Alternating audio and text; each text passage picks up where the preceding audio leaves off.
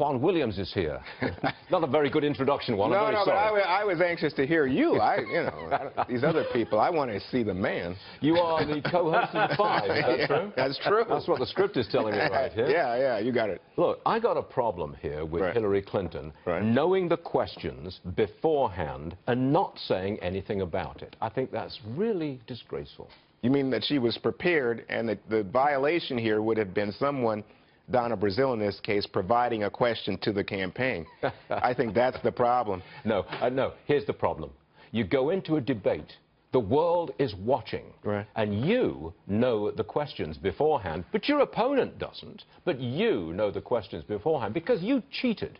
You don't tell it. Yes, you cheated. It is a cheat to get the questions. You agree with that? No. You don't? No, let me just say. What is it? How would you characterize it then? She got the questions beforehand and said nothing. What is that about? She has an aggressive campaign. Prepared? I think what happened with Donna Brazile, that was wrong. And I've said that to you, but it's both candidates. You think candidates don't prepare for debates? Wait, Donna Brazile is wrong. Yes. And Hillary Clinton is just fine? She accepted the question. She did not commit the act, Stuart. She got the question. I don't know that she got the question. You don't know. But she was prepared, and I would guess that it was bundled into her preparation. So if that's your point, I find that a stretch. That knocks the whole concept of a free and open debate out of the park. Oh, I see. Her opponent, Sanders, he did not know the questions in advance. He didn't get a chance to look good. I would hope that Senator Sanders was well prepared. And if your point is her campaign was being overly aggressive and Donna Brazile crossed the line, I agree with you. But to somehow associate that with the candidate being prepared, you're way over the line yourself. Being prepared? Cheating? Cheating. It's not cheating to be prepared. If you get the questions beforehand, if I say to your producer, it's cheating. What does Stuart want to talk about? That's cheating? That's not the same. No, to me, that's what she was preparing for a debate. If I was in a debate with you, okay, I know the questions beforehand, you don't. Well, that's unfair. I cheated. No. If you prepared and I didn't, that's not cheating. No, it's not preparation. Come on. About preparation. You're fooling around with words. No, and that's ridiculous. I'm not. What you are doing is trying to impugn Senator Clinton for something you don't like because you don't want her to win, and that's unfair. Not true. No. What are you doing? Senator Clinton. Why are you trying to make a whole haystack out of nothing? Shall I spell it out for you? Go ahead.